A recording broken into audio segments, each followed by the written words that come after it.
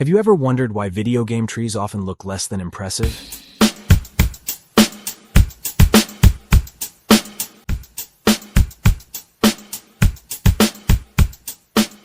In today's video, we're going to dive into the reasons behind this phenomenon and explore the techniques used to create them. But first, let's address the elephant in the room. Video game trees aren't inherently ugly, but rather a result of technical limitations and priorities in game design. So why do video game trees look so ugly? Simply put, foliage is an expensive aspect of game design. When it comes to allocating resources, developers must prioritize the elements that significantly impact gameplay and overall visual quality.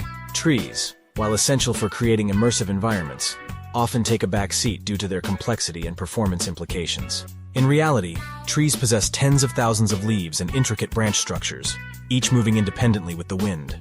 Attempting to replicate this level of detail in a video game has traditionally been unfeasible. Instead, game developers employ a clever technique known as alpha cards. These 2D textures allow artists to fake the appearance of individual leaves, granting control over visibility and transparency.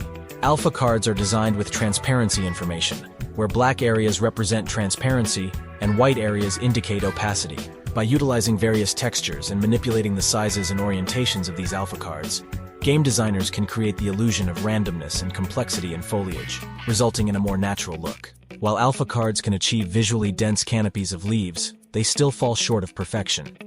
Creating thousands of individual leaves for every tree would strain hardware resources and lead to performance issues, making your gaming experience hotter than a dragon's breath. To tackle this challenge, game developers opt for scattering a handful of leaf textures across branches using particle systems.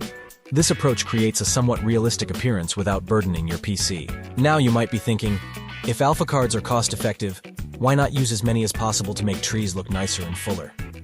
My friends, let me introduce you to the arch-nemesis of bandwidth and the Diablo of framerate, overdraw. Overdraw occurs when the graphics hardware has to draw the same pixel multiple times within a single frame. The more alpha cards you layer in your tree, the worse your performance becomes.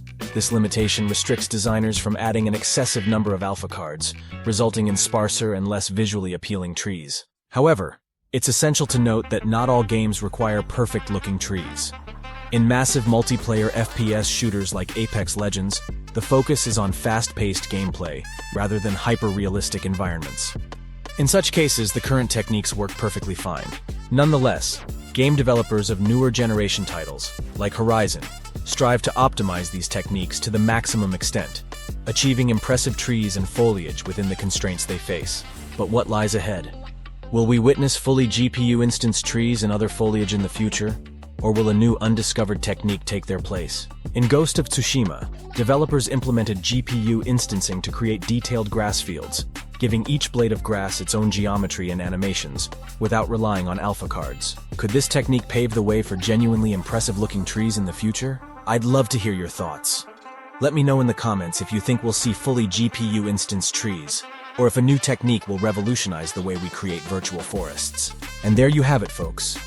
While video game trees may not always match the beauty of their real-life counterparts, they play a vital role in immersing us in virtual worlds. Let's appreciate the incredible efforts game developers make to create captivating environments for us to explore. Thanks for watching. If you enjoyed this video, don't forget to subscribe. And as always, stay tuned for more fascinating insights into the world of gaming. Until next time.